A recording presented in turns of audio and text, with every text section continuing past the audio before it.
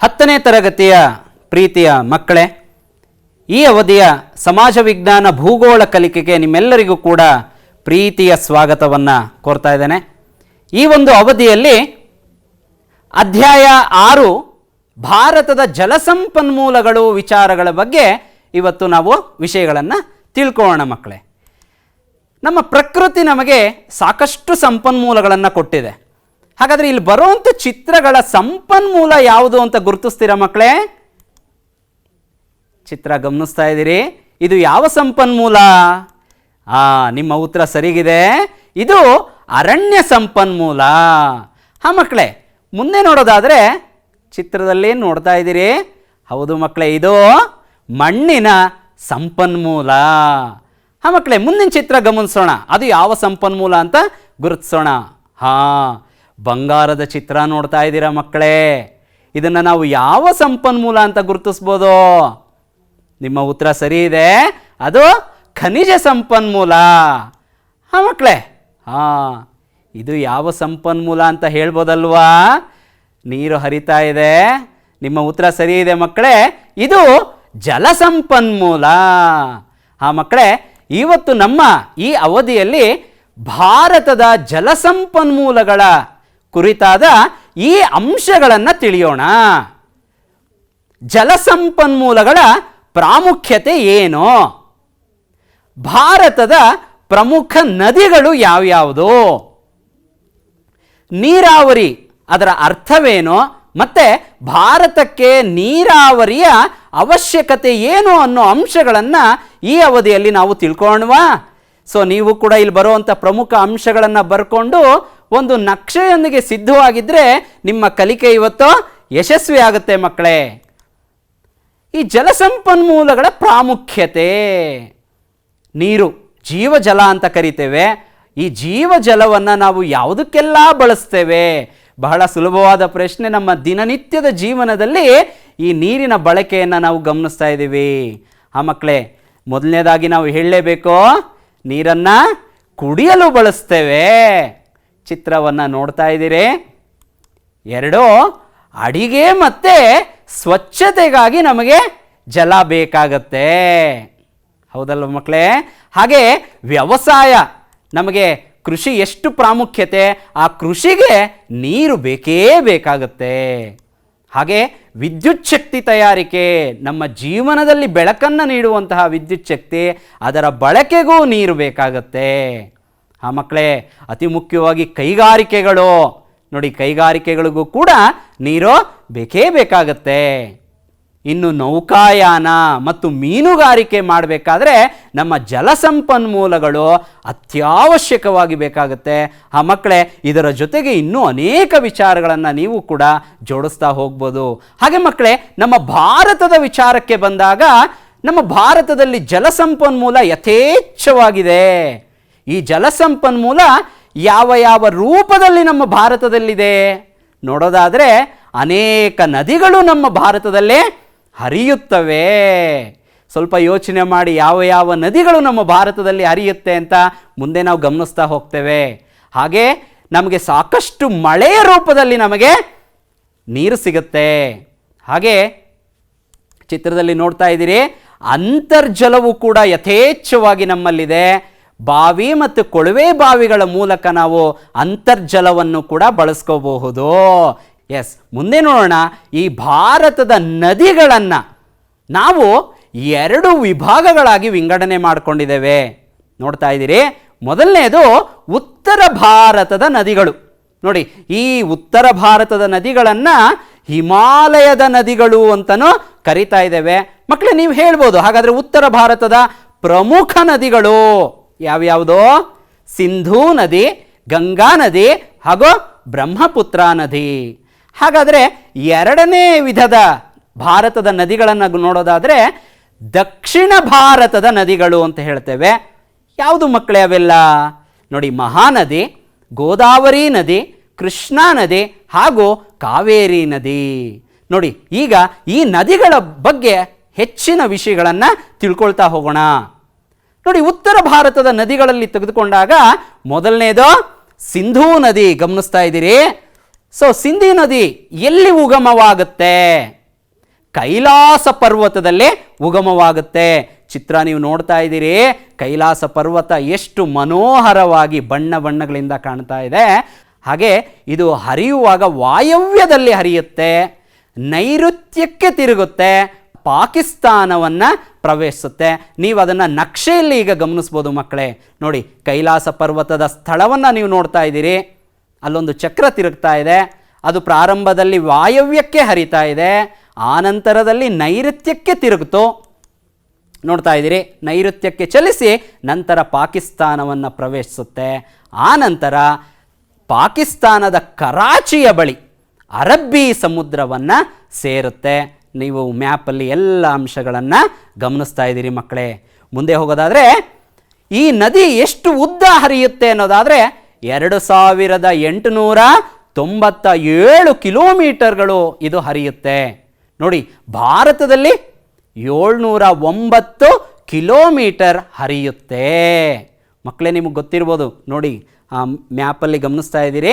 ಭಾರತಕ್ಕೆ ಇಂಡಿಯಾ ಅಂತ ಕರಿತೇವೆ ಅಲ್ವಾ ಮಕ್ಕಳೇ? ಹಾಗಾದರೆ ಇಂಡಿಯಾ ಅನ್ನೋ ಹೆಸರು ಹೇಗೆ ಬಂತು? ನೋಡಿ, ಈ ಒಂದು ಸಿಂಧೂ ನದಿಯನ್ನೇ ಇಂಡಸ್ ಅಂತ ಹೇಳಿ ಕರೆದ್ರು. ಆ ಇಂಡಸ್ ನದಿಯ ರೂಪದಲ್ಲಿ ನಮಗೆ ಇಂಡಿಯಾ ಅನ್ನೋ ಹೆಸರು ಕೂಡ ಬಂದಿದ್ದು ನೀವು ಹಿಂದೆ ತಿಳ್ಕೊಂಡಿರ್ತೀರಿ ಮಕ್ಕಳೇ. ಹಾಗಾದರೆ ಈ ಸಿಂಧೂ ನದಿಗೆ ಅನೇಕ ಉಪನದಿಗಳಿದೆ. ಯಾವುದವು? ನೋಡಿ, ಝೀಲಂ ನದಿ. ಮ್ಯಾಪಲ್ಲಿ ಗಮನಿಸ್ತಾ ಇದ್ದೀರಿ. ನೀವು ಕೂಡ ಮ್ಯಾಪಲ್ಲಿ ಇದನ್ನೆಲ್ಲ ಗುರುತಿಸ್ಕೊಳ್ಳಿ ಮಕ್ಕಳೇ. ಹಾಗೆ ಚೀನಾಬ್ ನದಿ ಗಮನಿಸ್ತಾ ಇದ್ದೀರಿ.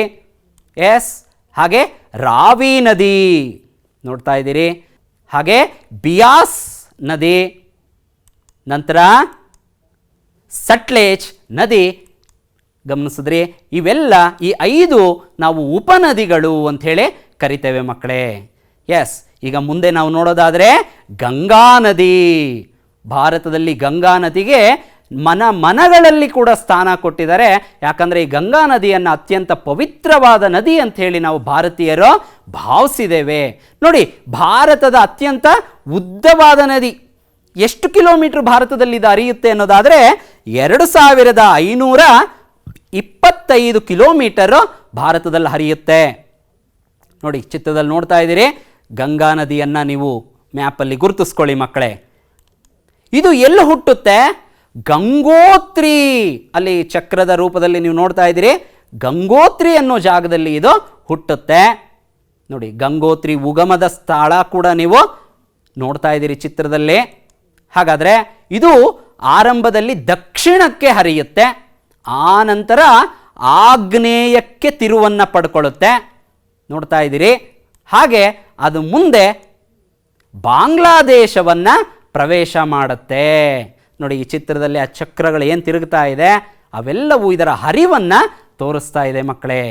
ಹಾಗೆ ಬಾಂಗ್ಲಾದೇಶಕ್ಕೆ ಹೋದ ನಂತರ ಅಲ್ಲಿ ಬ್ರಹ್ಮಪುತ್ರ ನದಿಯನ್ನು ಸೇರುತ್ತೆ. ನೋಡಿ, ಮ್ಯಾಪಲ್ಲಿ ನೀವು ಗಮನಿಸ್ಬೋದು.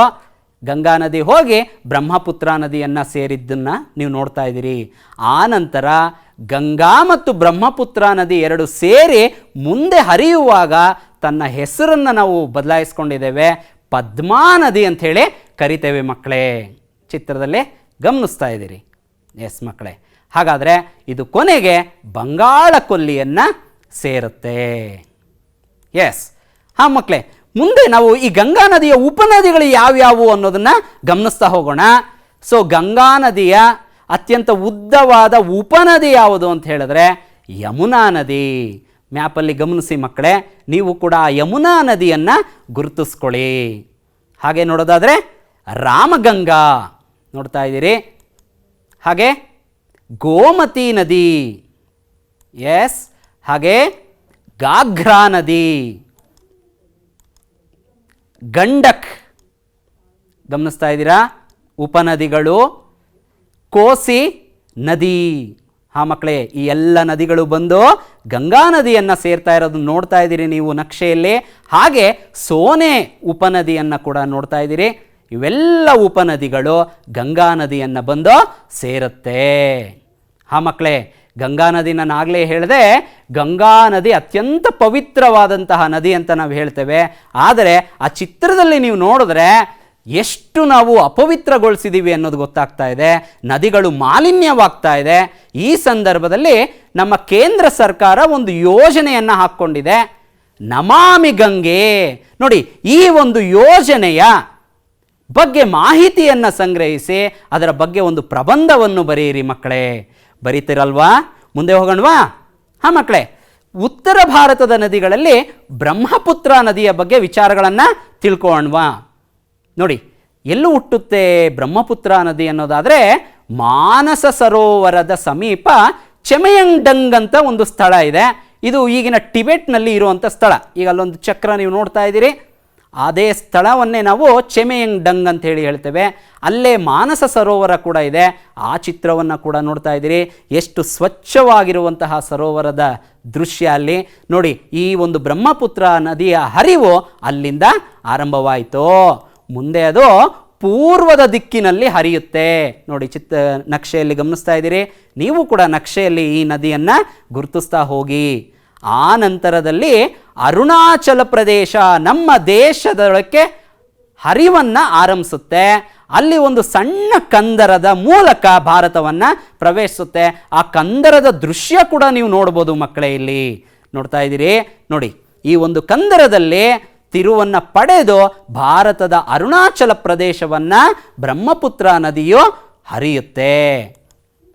ಎಸ್, ಆ ನಂತರದಲ್ಲಿ ಪಶ್ಚಿಮಕ್ಕೆ ಹರಿಯುತ್ತೆ. ನೀವೇ ನಕ್ಷೆಯಲ್ಲಿ ಗಮನಿಸ್ತಾ ಇದ್ದೀರಿ. ಆ ನಂತರ ಬಾಂಗ್ಲಾದೇಶದಲ್ಲಿ ದಕ್ಷಿಣಕ್ಕೆ ಹರಿಯೋದನ್ನು ನೀವಿಲ್ಲಿ ಗಮನಿಸ್ತಾ ಇದ್ದೀರಿ ಮಕ್ಕಳೇ. ಎಸ್, ಹಾಗೆ ನೋಡೋದಾದರೆ ನೋಡಿ, ನಾನು ಆಗಲೇ ಹೇಳಿದೆ ಗಂಗಾ ನದಿ ಜೊತೆಗೆ ಸೇರುತ್ತೆ, ಮುಂದೆ ಒಂದು ಹೆಸರು ಪಡ್ಕೊಳ್ಳುತ್ತೆ ಅಂತ ನಾವು ಈಗ ತಾನೇ ವಿಚಾರ ತಿಳ್ಕೊಂಡ್ವಿ. ಯಾವುದಾ ಹೆಸರು? ಗಂಗಾ ಬ್ರಹ್ಮಪುತ್ರ ಸೇರಿ ಮುಂದೆ ಪದ್ಮಾ ನದಿ ಅಂಥೇಳಿ ಹರಿಯುತ್ತೆ. ನಿಮ್ಮ ಉತ್ತರ ಸರಿ ಇದೆ ಮಕ್ಕಳೇ, ಗಮನಿಸ್ತಾ ಇರಿ. ಒಟ್ಟಾರೆ ಇದು 2589 ಕಿಲೋಮೀಟರ್ನಷ್ಟು ಹರಿಯೋದನ್ನು ನಾವು ಗಮನಿಸ್ತೀವಿ ಮಕ್ಕಳೇ. ಹಾಂ, ನೋಡ್ತಾ ಇದ್ದೀರಿ. ಇದರ ಹರಿವು ಆರಂಭದಿಂದ ಕೊನೆಯವರೆಗೆ ಹೇಗೆ ಹರಿತಾ ಇದೆ ಅನ್ನೋದನ್ನು ದೃಶ್ಯ ನೋಡಿದ್ವಿ. ಹಾಂ ಮಕ್ಕಳೇ, ಈಗ ದಕ್ಷಿಣ ಭಾರತದ ನದಿಗಳ ಬಗ್ಗೆ ತಿಳ್ಕೊಳ್ತಾ ಹೋಗೋಣ. ನೋಡಿ, ಇದನ್ನು ನಾವು ಪರ್ಯಾಯ ಪ್ರಸ್ಥಭೂಮಿಯ ನದಿಗಳು ಅಂಥೇಳಿ ಕೂಡ ಕರಿತೇವೆ. ಈ ಬಹುತೇಕ ಈ ದಕ್ಷಿಣ ಭಾರತದ ನದಿಗಳು ಪಶ್ಚಿಮ ಘಟ್ಟಗಳಲ್ಲಿ ಉಗಮವಾಗುತ್ತೆ. ನೋಡಿ, ಚಿತ್ರವನ್ನು ಗಮನಿಸ್ತಾ ಇದ್ದೀರಿ. ಪಶ್ಚಿಮ ಘಟ್ಟಗಳು ಯಥೇಚ್ಛವಾದ ಜೀವ ವೈವಿಧ್ಯತೆಯನ್ನು ಹೊಂದಿರುವಂತಹ ಪ್ರಕೃತಿದತ್ತವಾದ ಒಂದು ಪ್ರಾಕೃತಿಕ ವಿಭಾಗ. ಇದರ ಸಂರಕ್ಷಣೆಯಿಂದ ಮಾತ್ರ ನಮ್ಮ ರಕ್ಷಣೆ ಸಾಧ್ಯವಾಗಿದೆ ಮಕ್ಕಳೇ. ಹಾಗಾಗಿ ಗಮನಿಸ್ತಾ ಹೋದರೆ ಇಲ್ಲಿ ಬರುವಂತಹ ಪ್ರಮುಖ ನದಿಗಳು ಮಹಾನದಿ. ನೀವು ನಕ್ಷೆಯಲ್ಲಿ ಕೂಡ ಗಮನಿಸ್ತಾ ಹೋಗಿ ಮಕ್ಕಳೇ. ನೀವು ಕೂಡ ನಕ್ಷೆಯಲ್ಲಿ ಆ ಮಹಾನದಿಯನ್ನು ಗುರುತಿಸ್ಕೊಳ್ಳಿ. ಎರಡನೆಯದು ಗೋದಾವರಿ. ನೋಡಿ, ಗೋದಾವರಿ ನದಿಯನ್ನು ಗುರುತಿಸ್ಕೊಳ್ಳಿ. ಹೌದು ಮಕ್ಕಳೇ. ಹಾಗೆ ಕೃಷ್ಣಾ ನದಿ ಬಂತು. ನೋಡಿ, ಕೃಷ್ಣಾ ನದಿ ಹಾಗೆ ಹರಿವನ್ನು ನೀವು ಕೂಡ ನಕ್ಷೆಯಲ್ಲಿ ಗುರುತಿಸ್ಕೊಳ್ಳಿ. ನಂತರ ಅತಿ ಮುಖ್ಯವಾದದ್ದು ನಾಲ್ಕನೆಯದು ಕಾವೇರಿ ನದಿ. ನಮ್ಮ ಕನ್ನಡಿಗರ ಜೀವನಾಡಿ ಅಂತ ಹೇಳಿ ಕರಿತೇವೆ. ಆ ನದಿಯನ್ನು ಕೂಡ ನೀವು ನಕ್ಷೆಯಲ್ಲಿ ಗುರುತಿಸ್ಕೊಳ್ಳಿ ಮಕ್ಕಳೇ. ಈ ನಾಲ್ಕನ್ನು ಅತಿ ಮುಖ್ಯವಾದ ದಕ್ಷಿಣ ಭಾರತದ ನದಿಗಳು ಅಂತ ಹೇಳಿ ಹೇಳ್ತೀವಲ್ವ ಮಕ್ಕಳೇ. ಹಾಂ, ಈಗ ಅದರ ಜೊತೆಗೆ ನರ್ಮದಾ ನದಿ ಗಮನಿಸ್ಕೋಬೋದು ನೀವು. ಭಾರತದ ಮಧ್ಯದಲ್ಲಿ ಪಶ್ಚಿಮಕ್ಕೆ ಹರಿತಾ ಇದೆ. ಅದರ ನಂತರ ತಾಪಿ ನದಿ. ನೋಡಿ ಮಕ್ಕಳೇ, ಗುರುತಿಸ್ಕೊಳ್ಳಿ. ನಿಮ್ಮ ಮ್ಯಾಪಲ್ಲಿ ಎಲ್ಲ ನದಿಗಳನ್ನು ಕೂಡ ಗುರುತಿಸುವಂತಹ ಕೌಶಲ್ಯ ನೀವು ಪಡ್ಕೋಬೇಕು. ಹಾಂ ಮಕ್ಕಳೇ, ಈಗ ದಕ್ಷಿಣ ಭಾರತದ ನದಿಗಳನ್ನು 2 ಭಾಗಗಳಾಗಿ ವಿಂಗಡಣೆ ಮಾಡಿಕೊಂಡಿದ್ದೇವೆ. ಒಂದು ಪೂರ್ವಕ್ಕೆ ಹರಿಯುವ ನದಿಗಳು. ಯಾವುದ್ಯಾವುದು? ಮಹಾನದಿ, ಗೋದಾವರಿ, ಕೃಷ್ಣ ಮತ್ತು ಕಾವೇರಿ ನದಿಗಳು. ಹಾಗಾದರೆ ಎರಡನೇದು ಪಶ್ಚಿಮಕ್ಕೆ ಹರಿಯುವ ನದಿಗಳು, ನರ್ಮದಾ ನದಿ ಮತ್ತು ತಾಪಿ ನದಿ. ಈಗ ಮಕ್ಕಳೇ, ಒಂದೊಂದಾದ ವಿಚಾರಗಳನ್ನು ಇದರ ಬಗ್ಗೆ ತಿಳ್ಕೊಳ್ತಾ ಹೋಗೋಣ. ನೋಡಿ, ಪೂರ್ವಕ್ಕೆ ಹರಿಯುವ ನದಿಗಳಲ್ಲಿ ಮೊದಲನೇದಾಗಿ ಮಹಾನದಿಯನ್ನು ಗಮನಿಸೋಣ. ಮಹಾನದಿ ಎಲ್ಲಿ ಹುಟ್ಟುತ್ತೆ? ನೋಡ್ತಾ ಇದ್ದೀರಿ, ಸಿವಾಹ ಸರಣಿ ಅಂತ ಹೇಳಿ ಕರಿತೇವೆ. ಆ ಬೆಟ್ಟಗಳ ಸಾಲಿನಲ್ಲಿ ಮಹಾನದಿ ಜನ್ಮ ತಾಳುತ್ತೆ. ಹಾಗೆ ಪೂರ್ವಾಭಿಮುಖವಾಗಿ ಹರಿಯುತ್ತೆ. 851 ಕಿಲೋಮೀಟರ್ ತನ್ನ ಸುತ್ತಮುತ್ತಲ ಎಲ್ಲ ಭೂತಾಯಿಯನ್ನು ಕೂಡ ನೀರನ್ನು ಉಣಿಸ್ತಾ ಮುಂದೆ ಸಾಗುತ್ತೆ. ರೈತರನ್ನು ಸಲಹುತ್ತೆ, ಬಂಗಾಳ ಕೊಲ್ಲಿಯನ್ನು ಸೇರುತ್ತೆ. ಚಿತ್ರ ಗಮನಿಸ್ತಾ ಇದ್ದೀರಿ ಮಕ್ಕಳೇ. ಹಾಗೆ ಮಹಾನದಿಯನ್ನು ಮ್ಯಾಪಲ್ಲಿ ಗುರುತಿಸ್ಕೊಂಡಿದ್ದೀರಿ ಈಗಾಗಲೇ, ಗಮನಿಸ್ತಾ ಹೋಗಿ. ಹಾಂ ಮಕ್ಕಳೇ, ಈಗ ಪೂರ್ವಕ್ಕೆ ಹರಿಯುವ ನದಿಗಳಲ್ಲಿ ಗೋದಾವರಿಯ ವಿಚಾರವನ್ನು ತಿಳ್ಕೊಳ್ಳೋಣ. ಇದರೊಂದು ವಿಶೇಷ ಏನಪ್ಪ ಅಂದರೆ, ದಕ್ಷಿಣ ಭಾರತದಲ್ಲೇ ಅತ್ಯಂತ ಉದ್ದವಾದ ನದಿ ಯಾವುದೋ? ಗೋದಾವರಿ ನದಿ. 1465 ಕಿಲೋಮೀಟರ್ನಷ್ಟು ಇದು ಹರಿಯುತ್ತದೆ. ನೋಡಿ, ಇದು ಎಲ್ಲೂ ಹುಟ್ಟುತ್ತೆ ಅನ್ನೋದಾದರೆ ತ್ರಯಂಬಕ ಅನ್ನೋ ಸ್ಥಳದಲ್ಲಿ ಇದು ಹುಟ್ಟಿ ಪೂರ್ವಕ್ಕೆ ಹರಿದು ಬಂಗಾಳ ಕೊಲ್ಲಿಯನ್ನು ಸೇರೋದನ್ನು ನಾವು ಗಮನಿಸ್ಬೋದು ಮಕ್ಕಳೇ. ನೋಡಿ, ನೀವು ತ್ರಯಂಬಕ ಅನ್ನೋ ಸ್ಥಳದ ದೃಶ್ಯವನ್ನು ನೀವು ನೋಡ್ತಾ ಇದ್ದೀರಿ. ನದಿ ಹರಿವು ಹೇಗೆ ಆರಂಭವಾಗಿದೆ ಅನ್ನೋದು ಗಮನಿಸ್ತಾ ಇದ್ದೀರಿ ಮಕ್ಕಳೇ. ಎಸ್, ಇದು ಕೃಷ್ಣಾ ನದಿಯ ವಿಚಾರಗಳನ್ನು ಈಗ ತಿಳ್ಕೊಳ್ತಾ ಹೋಗೋಣ. ಕೃಷ್ಣಾ ನದಿ ಎಲ್ಲಿ ಹುಟ್ಟುತ್ತೆ ಅಂತ ಹೇಳೋದಾದರೆ ಮಹಾಬಲೇಶ್ವರ ಅಂತ ಹೇಳಿ ಕರಿತೇವೆ. ಪಶ್ಚಿಮ ಘಟ್ಟಗಳ ಸಾಲು, ಅಲ್ಲೊಂದು ನಕ್ಷೆಯಲ್ಲಿ ಒಂದು ಚಕ್ರವನ್ನು ಗಮನಿಸ್ತಾ ಇದ್ದೀರಿ, ಅದೇ ಮಹಾಬಲೇಶ್ವರದ ಸ್ಥಳ. ನೋಡಿ, ಇದು ಮಹಾಬಲೇಶ್ವರದ ಆ ನದಿಯ ಆರಂಭದ ಸ್ಥಳ. ಅಲ್ಲಿ ಆ ನದಿ ಹರಿವು ಆರಂಭವಾಗುತ್ತೆ. ಆ ದೃಶ್ಯವನ್ನು ಕೂಡ ನೀವು ಕಾಣ್ತಾ ಇದ್ದೀರಿ. ತುಂಬ ಮನೋಹರವಾದ ದೃಶ್ಯ ಇದು. ಎಸ್, ಇದರ ಹರಿವು ಆಗ್ನೇಯಕ್ಕೆ ಆರಂಭವಾಗುತ್ತೆ.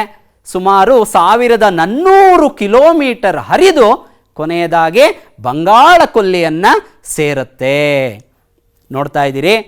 ಸೊ ಕೃಷ್ಣಾ ನದಿಯನ್ನು ಕೂಡ ನೀವು ನೀಟಾಗಿ ಮ್ಯಾಪ್ನಲ್ಲಿ ಗುರುತಿಸ್ಕೊಳ್ಳಿ ಮಕ್ಕಳೇ. ಹಾಗೆ ಕೃಷ್ಣಾ ನದಿಯ ಉಪನದಿಗಳನ್ನು ಗಮನಿಸೋಣ ಮಕ್ಕಳೇ. ಭೀಮಾ ಕೇಳಿರ್ತೀರಿ ಹೆಸರುಗಳು. ಕೊಯ್ನಾ ನದಿ ಗಮನಿಸ್ಕೊಳ್ಳಿ ಮಕ್ಕಳೇ ನಕ್ಷೆಯಲ್ಲಿ. ಘಟಪ್ರಭಾ, ನೋಡಿ ಘಟಪ್ರಭಾ ಅಂದಿದ ತಕ್ಷಣ ಮತ್ತೊಂದು ಹೆಸರು ಬರುತ್ತೆ, ಮಲಪ್ರಭಾ. ನೋಡಿ, ಹಾಗೆ ತುಂಗಭದ್ರಾ ನದಿಗಳು ಈ ಒಂದು ನಮ್ಮ ಕೃಷ್ಣಾ ನದಿಯ ಉಪನದಿಗಳನ್ನು ನಾವು ಗುರುತಿಸ್ಬೋದು ಮಕ್ಕಳೇ. ಹಾಗೆ ನಾವು ಮುಂದಕ್ಕೆ ಹೋಗೋಣ. ದಕ್ಷಿಣ ಭಾರತದ ಗಂಗೆ ಅಂತ ಹೇಳಿ ಕರಿತೇವೆ. ನಮ್ಮ ಕನ್ನಡಿಗರ ಹೆಮ್ಮೆಯ ನದಿ ಕಾವೇರಿ ನದಿ. ನೋಡಿ ಮಕ್ಕಳೇ, ಕಾವೇರಿ ನದಿ ಎಲ್ಲಿ ಹುಟ್ಟುತ್ತೆ? ನೋಡಿ, ಕೊಡಗಿನ ತಲಕಾವೇರಿ ಅನ್ನೋ ಜಾಗದಲ್ಲಿ ಹುಟ್ಟುತ್ತೆ. ನೀವು ನಕ್ಷೆಯಲ್ಲಿ ಗಮನಿಸ್ತಾ ಇದ್ದೀರಿ ತಲಕಾವೇರಿಯ ದೃಶ್ಯವನ್ನು ಕೂಡ ನೀವು ಕಾಣ್ತಾ ಇದ್ದೀರಿ. ಕಾವೇರಿ ನದಿಯ ಹರಿವು ಇಲ್ಲಿ ಆರಂಭವಾಗುತ್ತೆ. ಆ ಮಕ್ಕಳೇ, ನೀವೆಲ್ಲ ಎಷ್ಟೋ ಸಾರಿ ಈ ಒಂದು ಸ್ಥಳಗಳಿಗೆ ಪ್ರವಾಸ ಕೂಡ ಹೋಗಿರ್ತೀರಿ. ಆ ಮಕ್ಕಳೇ, ಮುಂದೆ ನೋಡೋಣ. ಈಗ ಒಂದು ಕಾವೇರಿ ಪೂರ್ವಕ್ಕೆ ಹರಿಯುತ್ತೆ, ಬಂಗಾಳ ಕೊಲ್ಲಿಯನ್ನು ತಲುಪುತ್ತೆ. ದೃಶ್ಯದಲ್ಲಿ ಕಾಣ್ತಾ ಇದ್ದೀರಿ. ಹಾಗೆ ಕಾವೇರಿ ನದಿಯ ಉಪನದಿಗಳನ್ನು ಗಮನಿಸ್ತಾ ಹೋಗೋಣ. ಹೇಮಾವತಿ ನದಿ, ಶಿಂಷಾ ನದಿ, ನೋಡಿ ಗಮನಿಸಿ. ಎಸ್, ಹಾಗೆ ಕಬಿನಿ ನದಿ, ಅರ್ಕಾವತಿ, ಲಕ್ಷ್ಮಣ ತೀರ್ಥ, ಎಸ್, ಸುವರ್ಣಾವತಿ ನದಿ. ಹಾಗೆ ಕೊನೆಯದಾಗಿ ಹೇಳಬೇಕು ಅಂದರೆ ಭವಾನಿ ನದಿಗಳು. ಇವೆಲ್ಲವೂ ಕೂಡ ಕಾವೇರಿಯ ಉಪನದಿಗಳು. ನಮ್ಮ ಭೂಮಿಯನ್ನು ಇವೆಲ್ಲ ಹಚ್ಚ ಹಸಿರಾಗಿಸುವಲ್ಲಿ ಮಹತ್ವವಾದ ಪಾತ್ರವನ್ನು ನಿರ್ವಹಿಸ್ತಾ ಇದೆ ಮಕ್ಕಳೇ. ಹಾಗೆ ನೋಡೋಣ, ಈಗ ಪಶ್ಚಿಮಕ್ಕೆ ಹರಿಯುವಂತಹ ನರ್ಮದಾ ಮತ್ತು ತಾಪಿ ನದಿಗಳ ಬಗ್ಗೆ ತಿಳ್ಕೋಣ. ಮೊದಲನೇದಾಗಿ ನರ್ಮದಾ ನದಿ ಎಲ್ಲಿ ಹುಟ್ಟುತ್ತೆ ಅನ್ನೋದಾದರೆ ಅಮರಕಂಟಕ ಬೆಟ್ಟದಲ್ಲೇ ಹುಟ್ಟುತ್ತೆ. ನೋಡಿ, ಚಿತ್ರದಲ್ಲಿ ಗಮನಿಸ್ತಾ ಇದ್ದೀರಿ ನರ್ಮದಾ ನದಿಯ ಹರಿವು ಮತ್ತು ಅಮರಕಂಟಕ ಸ್ಥಳ. ಇದು ಮುಂದೆ ಹರಿಯುತ್ತಾ ಪಶ್ಚಿಮಕ್ಕೆ ಅಮೃತಶಿಲಾ ಕಂದರದಲ್ಲಿ ಹರಿತಾ ಅರಬ್ಬಿ ಸಮುದ್ರವನ್ನು ಸೇರುತ್ತೆ. ನೋಡಿ, ಅಮೃತಶಿಲಾ, ನೀವಾಗಲೇ ನಿಮಗೆ ನೆನಪು ಬರುತ್ತೆ. ಅಮೃತಶಿಲಾ ಅಂದಿದ ತಕ್ಷಣ ನಿಮಗೆ ತಾಜ್ ಮಹಲ್ ನೆನಪು ಬರ್ಬೋದು. ನೋಡಿ, ಅಂತಹ ಅಮೃತ ಶಿಲೆಗಳಿಂದ ಕೂಡಿದಂತಹ ಒಂದು ಸಣ್ಣ ಕಂದರದಲ್ಲಿ ಹರಿಯುತ್ತಾ ಅರಬ್ಬಿ ಸಮುದ್ರವನ್ನು ಸೇರುವಂತಹ ನದಿ ನರ್ಮದಾ ನದಿ. ಹಾಗೆ ಮಕ್ಕಳೇ, ತಾಪಿ ನದಿಯ ವಿಚಾರವನ್ನು ತಿಳ್ಕೊಳ್ತಾ ಹೋದರೆ ತಾಪಿ ನದಿ ಎಲ್ಲೂ ಹುಟ್ಟುತ್ತೆ? ಮೂಲ್ತಾಯ್ ಅನ್ನೋ ಸ್ಥಳದಲ್ಲಿ ಹುಟ್ಟುತ್ತೆ. ಅದರ ಹರಿವನ್ನು ಕೂಡ ನೀವು ನಕ್ಷೆಯಲ್ಲಿ ಗುರುತಿಸ್ಕೊಳ್ಳಿ ಮಕ್ಕಳೇ. ಇದು ಪಶ್ಚಿಮಕ್ಕೆ 724 ಕಿಲೋಮೀಟರ್ ಹರಿಯುತ್ತೆ.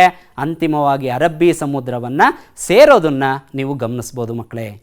ಹಾಂ ಮಕ್ಕಳೇ, ಇನ್ನು ಪಶ್ಚಿಮಕ್ಕೆ ಹರಿಯುವಂತಹ ಚಿಕ್ಕ ಪುಟ್ಟ ನದಿಗಳು ಸುಮಾರಿದ್ದಾವೆ. ಅವು ಯಾವ್ಯಾವುದು ಅಂತ ಹೇಳೋದಾದರೆ ಸಬರ್ಮತಿ, ಮಾಂಡೋವಿ, ಜುವಾರಿ, ಬೇಡ್ತಿ ನದಿ, ಶರಾವತಿ, ಕಾಳಿ ನದಿ, ನೇತ್ರಾವತಿ, ಪೆರಿಯಾರ್, ಹೀಗೆ ಅನೇಕ ಸಣ್ಣ ಪುಟ್ಟ ನದಿಗಳು ಪಶ್ಚಿಮಕ್ಕೆ ಹರಿಯುತ್ತೆ. ಹಾಗೆ ಮುಂದೆ ಹೋಗೋಣವಾ? ಈಗ ನಾನು ಮೊದಲೇ ಹೇಳಿದೆ, ಈ ನದಿಗಳ ನೀರನ್ನು ನಾವು ನೀರಾವರಿಗೆ ಹೆಚ್ಚಾಗಿ ಉಪಯೋಗಿಸ್ತಾ ಇದ್ದೇವೆ. ಹಾಗಾದರೆ ನಮ್ಮ ಮುಂದೆ ಕಾಡುವಂಥ ಪ್ರಶ್ನೆ, ನೀರಾವರಿ ಅಂದರೆ ಏನು, ಅದರ ಅರ್ಥವನ್ನು ಈಗ ನಾವು ತಿಳ್ಕೊಳ್ಳೋಣ ಮಕ್ಕಳೇ. ನೋಡಿ, ಕೃಷಿ ಉದ್ದೇಶಕ್ಕೋಸ್ಕರ ಕೃತಕವಾಗಿ ನೀರನ್ನು ಪೂರೈಕೆ ಮಾಡುವುದೇ ನೀರಾವರಿ. ನಮ್ಮ ಭಾರತದ ಬೆನ್ನೆಲುಬು ನಾವು ಹೇಳ್ಬೋದು ಕೃಷಿ.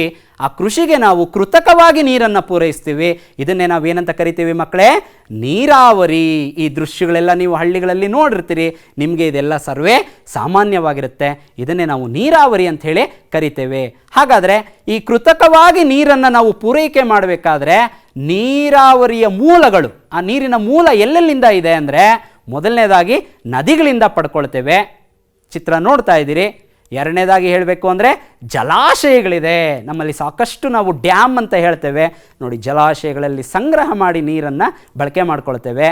ಇನ್ನು ಕೆರೆಗಳಿದೆ, ಸಾಕಷ್ಟು ಹಳ್ಳಿಗಳಲ್ಲಿ ಇವತ್ತು ಕೆರೆಗಳನ್ನು ನೋಡ್ಬೋದು. ಕೆರೆಗಳಿಂದ ಕೂಡ ನಾವು ವ್ಯವಸಾಯಕ್ಕೆ ನೀರನ್ನು ಪೂರೈಕೆ ಮಾಡ್ಕೊಳ್ತಾ ಇದ್ದೀವಿ. ಹಾಗಾದರೆ ನಮ್ಮಲ್ಲಿ ಅಂತರ್ಜಲ ಕೂಡ ಸಾಕಷ್ಟಿದೆ ಅಂತ ಹಿಂದೆ ನಾವು ಮಾತಾಡಿದ್ವಿ. ಅತಿ ಮುಖ್ಯವಾಗಿ ನಾವು ಬಾವಿಗಳ ಮೂಲಕ ನೀರನ್ನು ತೆಗೆದುಕೊಂಡು ಉಪಯೋಗಿಸೋದು ಬಹಳ ಅನಾದಿ ಕಾಲದಿಂದಲೂ ನಮ್ಮಲ್ಲಿ ಜಾರಿ ಇದೆ. ನೋಡಿ, ಸುಂದರವಾದ ದೃಶ್ಯ ನೋಡ್ತಾ ಇದ್ದೀವಿ. ಮಕ್ಕಳೇ, ನಮಗಿಲ್ಲೊಂದು ಪ್ರಶ್ನೆ ಬರುತ್ತೆ, ಸಾಕಷ್ಟು ಮಳೆ ಬರುತ್ತಲ್ವಾ, ಮತ್ತು ಯಾಕೆ ನೀರಾವರಿ ನಮಗೆ ಬೇಕು?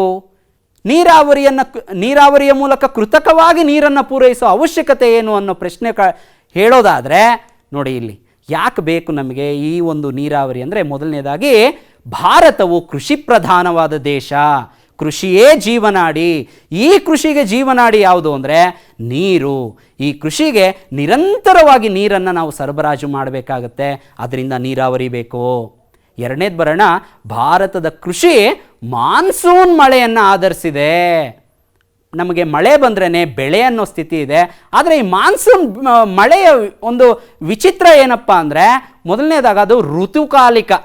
ವರ್ಷದಲ್ಲಿ ಕೇವಲ 4 ರಿಂದ 5 ತಿಂಗಳು ಮಾತ್ರ ನಮಗೆ ಮಳೆ ಬರುತ್ತೆ, ನೀರನ್ನು ಪೂರೈಸುತ್ತೆ. ಉಳಿದ ಸಮಯದಲ್ಲಿ ನೀರಿರೋದಿಲ್ಲ. ಎರಡನೇದಾಗಿ ಹೇಳಬೇಕು ಅಂದರೆ ಇದು ಅಕಾಲಿಕ. ಯಾವ ಸಂದರ್ಭದಲ್ಲಿ ಮಳೆ ಬರುತ್ತೆ, ಯಾವ ಸಂದರ್ಭದಲ್ಲಿ ಬರೋದಿಲ್ಲ ಅಂತಲೇ ಹೇಳಕ್ಕೆ ಬರೋದಿಲ್ಲ. ಆ ರೀತಿ ಒಂದು ಅಕಾಲಿಕವಾಗಿದೆ. ಇನ್ನು ಅಸಮಾನತೆ ಅಂದರೆ ನೀವು ಗಮನಿಸ್ಬೋದು ಮಕ್ಕಳೇ, ಕೆಲವು ಸ್ಥಳಗಳಲ್ಲಿ ಪ್ರವಾಹ ಆಗ್ತಾ ಇರುತ್ತೆ, ಅತಿವೃಷ್ಟಿ ಅಂತ ಕರಿತೇವೆ. ಅದೇ ಕೆಲವು ಸ್ಥಳಗಳಲ್ಲಿ ಮಳೆನೇ ಬಂದಿರೋದಿಲ್ಲ, ಬರಗಾಲ ಬಂದ್ಬಿಟ್ಟಿರುತ್ತೆ. ನೋಡಿ, ಈ ರೀತಿ ಅಸಮಾನತೆಯಿಂದ ಕೂಡಿದೆ. ಈ ಎಲ್ಲ ಸಮಸ್ಯೆಗಳು ಮಳೆಯಿಂದ ಸೃಷ್ಟಿ ಆಗ್ತಾ ಇದೆ. ಇದಕ್ಕೆ ಪರಿಹಾರ ಅಂದರೆ ನೀರಾವರಿ. ಮಕ್ಕಳೇ, ಮುಂದೆ ನೋಡೋದಾದರೆ ಕೆಲವು ಬೆಳೆಗಳಿದ್ದಾವೆ. ಉದಾಹರಣೆಗೆ ಭತ್ತ ಮತ್ತು ಕಬ್ಬು. ಈ ಒಂದು ಬೆಳೆಗಳಿಗೆ ಹೆಚ್ಚಿನ ಪ್ರಮಾಣದಲ್ಲಿ ಜೊತೆಗೆ ನಿರಂತರವಾಗಿ ನೀರು ಇರಲೇಬೇಕಾಗತ್ತೆ.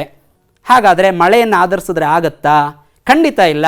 ಆದ್ದರಿಂದ ನಮಗೆ ನೀರಾವರಿಯ ಅವಶ್ಯಕತೆ ಬೇಕೇ ಬೇಕಾಗತ್ತೆ. ಇನ್ನು ಕೊನೆಯದಾಗಿ ನೀವು ಚಿತ್ರದಲ್ಲಿ ನೋಡ್ತಾ ಇದ್ದೀರಿ, ಈ ಭತ್ತದ ಒಂದು ಬೆಳೆಗೆ ನೀರು ಸದಾ ನಿಂತಿರಬೇಕು. ಮಳೆಯನ್ನು ಆಧರಿಸಿದ್ರೆ ಸಾಧ್ಯನಾ ಮಕ್ಕಳೇ? ಯೋಚಿಸಿ. ಖಂಡಿತ ಇಲ್ಲ. ನಾವು ನೀರಾವರಿಯ ಮೂಲಕ ಕೃತಕವಾಗಿ ನೀರನ್ನು ಪೂರೈಕೆ ಮಾಡಬೇಕು ಮಕ್ಕಳೇ. ಇನ್ನು ಹೇಳಬೇಕು ಅಂದರೆ ನಾಲ್ಕನೇದಾಗಿ ಅಧಿಕ ಇಳುವರಿ ಬೇಕು, ಅಧಿಕ ಉತ್ಪಾದನೆ ಮಾಡಬೇಕು ಅಂದರೆ ಸದಾ ನೀರಿರಲೇಬೇಕು. ಸದಾ ನೀರಿರಬೇಕು ಅಂತ ಹೇಳಿದ್ರೆ ನೀರಾವರಿ ಬೇಕೇ ಬೇಕು. ಮಕ್ಕಳೇ, ಇವತ್ತು ಆ ನೀರಾವರಿಯ ವಿಧಗಳನ್ನು ಗಮನಿಸೋದಾದರೆ ಈ ನೀರಾವರಿಯನ್ನು 3 ವಿಧಗಳಾಗಿ ವಿಂಗಡಣೆ ಮಾಡ್ಕೊಂಡಿದ್ದೇವೆ. ಒಂದು ಬಾವಿ ನೀರಾವರಿ, ಚಿತ್ರದಲ್ಲಿ ಗಮನಿಸ್ತಾ ಇದ್ದೀರಿ. ಹಾಗೆ 2 ಕಾಲುವೆ ನೀರಾವರಿ, ನೋಡಿ ಕಾಲುವೆಗಳ ಚಿತ್ರ ಗಮನಿಸ್ತಾ ಇದ್ದೀರಿ. 3 ಕೆರೆ ನೀರಾವರಿ, ಕೆರೆಯ ದೃಶ್ಯ. ಹೀಗೆ ನೀರಾವರಿಯಲ್ಲಿ 3 ವಿಧಗಳು ಇರೋದನ್ನು ಗಮನಿಸ್ತೇವೆ ಮಕ್ಕಳೇ. ಹಾಗಾದರೆ ಅದರ ಜೊತೆಗೆ ಇತ್ತೀಚೆಗೆ ಹನಿ ನೀರಾವರಿ ಅನ್ನೋದು ಕೂಡ ಸೇರ್ಕೊಂಡಿದೆ.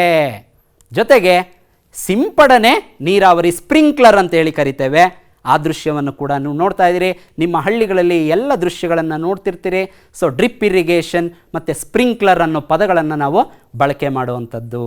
ಈ ಒಂದು ಅವಧಿಯಲ್ಲಿ ಜಲಸಂಪನ್ಮೂಲಗಳ ಪ್ರಾಮುಖ್ಯತೆ, ಭಾರತದ ಪ್ರಮುಖ ನದಿಗಳು, ನೀರಾವರಿಯ ಅರ್ಥ, ಭಾರತಕ್ಕೆ ನೀರಾವರಿಯ ಅವಶ್ಯಕತೆಗಳು ಏನು ಅನ್ನೋದನ್ನು ತಿಳ್ಕೊಂಡಿದ್ದೀವಿ. ಉಳಿದ ವಿಚಾರಗಳನ್ನು ನಾವು ಮುಂದಿನ ಅವಧಿಯಲ್ಲಿ ತಿಳ್ಕೊಳ್ಳೋಣ.